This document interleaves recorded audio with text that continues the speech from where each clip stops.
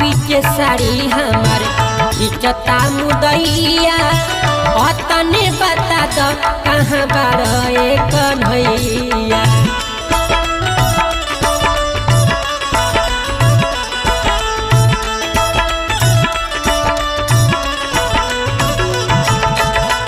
सभा बीच साड़ी हमार खिंचता मुदैया तने बता दो कहाँ बारे कन्हैया। जल्दी से आओ ए मुरारी जी पापिया जसेर भइल बा। जल्दी से आओ ए मुरारी जी पापिया जसेर भइल बा। लेके चक्र सुदर्शन धाव तुहा बायन